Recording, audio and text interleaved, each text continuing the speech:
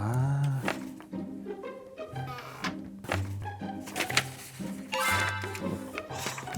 심각하네 진짜. 팀장님 혹시 왜 그러시지? 아니 지금 제가 연구원님 쓰신 보고서 읽고 있는데요. 제목이 중국 리오프닝이 웬 말입니까? 지금 중국은 전체 나라를 다 봉쇄하고 있는데 이거 되겠어요? 동트기 전이 가장 어두운 법입니다. 아, 동트기 전이라서 어두운데 이제 좋아질 거다. 아, 뭐 그렇게 믿음은 가지는 않지만은 한번 들어보겠습니다. 10분의 1씩 지금부터 시작하도록 하겠습니다. 네, 제가 뭐 처음에는 좀 농담식으로 얘기를 했던 거고 네. 다 생각이 있으시겠죠. 그러니까 이제 중국 리오프닝에 좀 주목을 해보자라는 그런 컨셉이신 것 같은데 일단은 그러면 동트기 전이라고 제목을 그렇게 지으신 이유부터 듣고 싶어요. 네, 말 그대로 동트기 전이 가장 어두운 법이죠.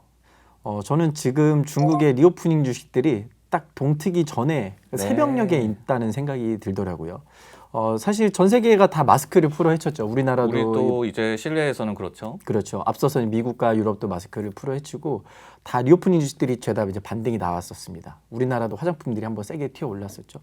근데 유일하게 지금 리오프닝 주식들이 반짝하지 못하고 있는 나라가 바로 중국이라서 지금쯤부터는 리오프닝 주식들을 볼 필요가 있겠다라고 해서 그 보고서를 사실 쓰게 됐습니다. 지금 이제 시점이 5월 중순쯤인데 이제 슬슬 중국의 리오프닝 모멘텀에 한번 주목을 해보자 이렇게 들리는데 그러면은 지금 중국의 뭐 코로나19 상황이라든지 또는 이제 리오프닝 관련 기업들이 주가가 뭐 어느 정도 레벨인지 이런 거부터 살펴볼 필요도 있을 것 같은데요. 네, 우선 중국의 확진자가 원래는 한 3만 명대까지 4월에 찍었다가 네. 지금은 거의 한 2천 명대까지 내려오긴 했습니다. 근데 그럼에도 불구하고 리오프닝 주식들은 원래 우리의 정점일 때 주가가 튀기 마련이거든요. 맞아요. 근데 확진자가 빠지고 있는데도 주식들이 못 오르고 있는 상황이죠. 좀 굉장히 느리네요. 왜냐하면 센티먼트가 먼저 올라와서 주가가 먼저 좀 튀기 마련인데. 맞습니다. 그 이유가 바로 확진자는 줄고 있지만 중국이 여전히 중국 정부가 강도 높은 제로 코로나 정책을 유지를 하고 있기 때문에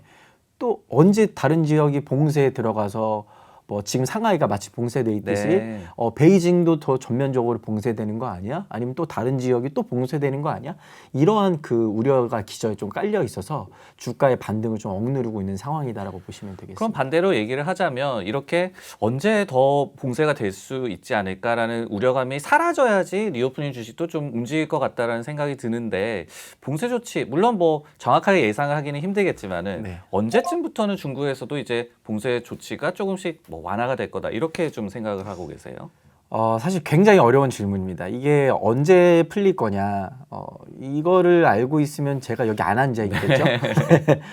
사실 굉장히 어려운 문제인데 중국 정부의 어떤 의중을 저희가 읽을 수는 없어요. 근데 좀 힌트를 좀 얻어보자면 일단 이걸 왜 못 풀고 있을까라고 생각을 해보면 중국 정부가 이야기하는 골자는 일단 의료 인프라가 너무 안 갖춰져 있는데 맞아요. 예를 들어서 저희가 알 수 있는 데이터가 인구 10만 명당 중환자실 병상수가 얼마나 있냐 이건데 중국은 10만 명당 의료 그 중환자 병상수가 4개밖에 안 돼요. 네. 네. 그러니까 한 번에 많은 사람들이 중환자실로 밀려들게 되면 이거를 다 수용할 수가 없습니다. 근데 지금 60세 이상, 중국에서 60세 이상 오미크론에 걸리기 쉬우신 분들이죠. 이 사람들의 부스터샷 접종률이 한 60%대밖에 안 돼요. 그리고 여전히 코로나 백신을 한 번도 맞지 않은 사람들 비중이 한 17% 정도 됩니다. 60세 이상에서. 고위험군 중에서요. 맞습니다. 이러니까 중국 정부의 고민은 깊을 수밖에 없는 거죠. 이 감염 취약한 인구들이 봉쇄가 풀어서 확진이 확 늘어나게 되면 의료 인프라가 수용이 안 되니 계속해서 이제 극단적인 봉쇄 정책을 가고 있는 거다. 이걸 우리가 역설적으로 생각을 하면 이 60세 이상 인구의 접종률, 부스터샷 접종률이 계속해서 올라오고 중국 정부가 권고하는 어느 정도 80% 수준에 도달하게 되면 약간 중국 정부도 강력한 봉쇄 정책보다는 약간 좀 완화적인 스탠스로 변할 그 충분히 개연성 자체는 있다. 근데 지금 데이터를 봤을 때 당장 뭐 5월이나 6월 정도가 되지는 않을 것 같고 빠르면 한 7월 정도에는 될 수 있을 것 같습니다. 근데 또 한 가지가 중국에서 또 자기들이 세워놓고 있는 그 제로 코로나라는 기준이 있다라면서요. 네. 그런 거를 좀 감안을 해본다면은 실제로 봉쇄 조치가 완화가 되는 거는 좀 늦어진다고 하더라도 더 이상 봉쇄가 심해지지는 않겠지. 이런 정도로 심리가 좀 풀리는 시점은 좀 더 빠를 수 있을 것 같은데 그 우려가 정점을 찍고 내려오는 시점은 어느 정도로 예상하세요? 맞습니다. 지금 팀장님이 말씀해 주신 게 정확히 제가 봤던 리오프닝 반등 시점일 거예요. 네. 우려가 정점에서 통과하는 시점. 기본적으로 중국이 외치는 제로 코로나의 정의는 확진자가 0이 되는 게 아니라요.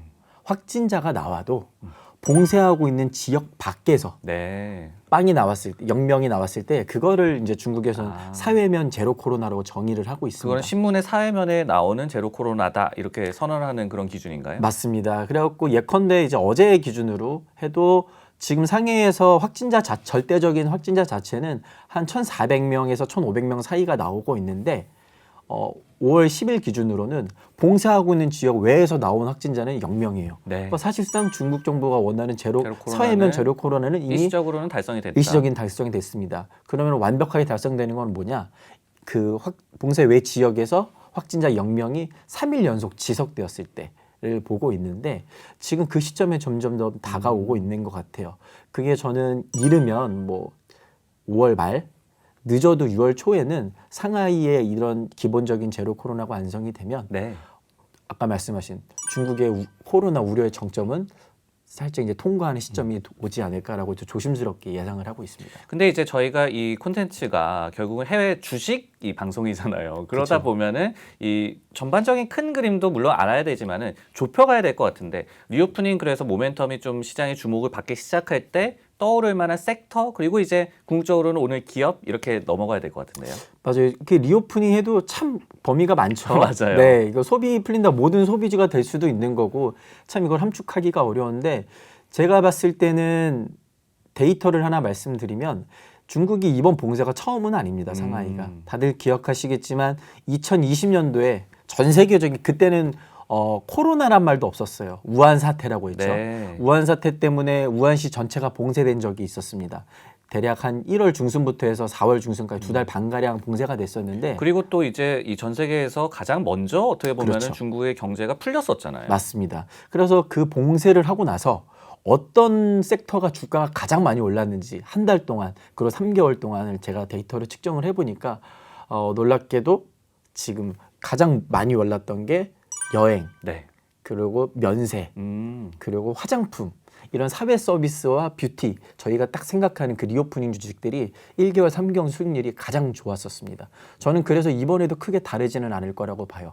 근데 하나 저희가 조금 더 섹터를 좁힌다면 네. 이번에는 항공, 여행 그리고 또 하나가 이제 마지막 면세 어떤 이런 우리가 소위 말하는 하늘길이 열렸을 때 수혜가 될 수 있는 기업들이 이번에는 가장 큰 수혜를 볼 거라고 생각을 하고 있습니다. 그래서 결국은 이제 우리가 선정한 기업이 중국 면세점인데 네. 이 중국 면세점을 그러면은 가장 먼저 좀 소개를 해드려야 되겠다고 생각하는 이유가 있을까요?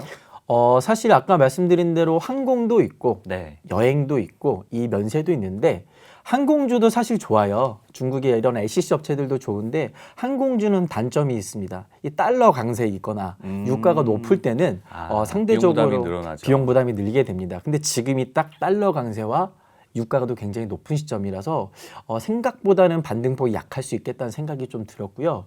그리고 여행 같은 경우는 중국에 제가 대표적으로 꼽았던 게 상해공항인데 네. 공항 이용자가 늘지 않겠습니까? 근데 상해공항 같은 경우는 원래 코로나 이전에는 트래픽의 절반이 국제선이었어요. 근데 지금은 국제선까지 풀릴 단계는 아니죠.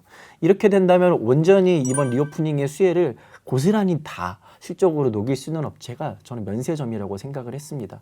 그래서 이 뒤에 써 있겠지만 중국의 이 면세 사업을 독과점하고 있는 중국 면세점이 가장 큰 수혜가 되지 않을까라고 좀 생각을 하고 있는 거죠. 뭐 독과점하고 있다라고 방금 말씀을 해주셨는데 우리나라는 면세점이 사업자가 여러 개가 있잖아요. 근데 그렇죠. 중국은 그러면은 이 업계라든지 아니면 시장이 어떻게 좀 특성을 갖고 있고 이런 것도 좀 설명이 필요할 것 같은데 그리고 뭐 기업 개별에 대한 뭐 소개도 필요할 것 같고. 네, 면세 산업이라는 게 워낙에 경쟁이 심화된 산업으로 우리한테는 알려져 있죠. 우리가 아는 면세점 업체들 얼마나 많습니까? 막 신라호텔, 신세계, 롯데. 근데 이것들이 경쟁이 심하게 되게 되면 기업들의 마진을 갉아먹게 되거든요. 네. 그래갖고 예를 들면 이제 코로나 이전에 호텔신라 같은 경우에는 우리나라 1등이 전 세계 1등 면세점이죠. 영업이익률이 10%가 나오지가 않습니다. 면세 사업이. 왜냐하면 경쟁이 심화되어 있기 때문에. 근데 이제 중국 면세점 같은 경우는 중국 면세 시장을 거의 90% 독과점하고 있어요. 왜냐하면 중국 정부가 최대 주주로서 이 업체를 밀어주고 있다는 네. 겁니다. 그래서 이 업체는 면세점 업체인데도 영업이익률이 20%대가 나와요. 우리나라보다 2배가량 높죠. 그러니까 그 수혜를 온전히 누릴 수 있는 기업이라고 보시면 되겠습니다. 네, 오늘 그 중국의 리오프닝 모멘텀 그리고 그 중에서도 가장 수혜를 많이 받을 수 있는 중국 면세점에 대해서 공부를 해봤는데요. 뭐 얘기를 듣고 보니까 쓰실 보고서 앞으로는 열심히 좀 소중하게 읽도록 하겠습니다. 화가 좀 누그러지네요. 네, 좋아요. 오늘 그러면은 이렇게 마무리를 하도록 하고요. 저희 구호 외치면서 끝내볼까요? 10분의 주식 레고.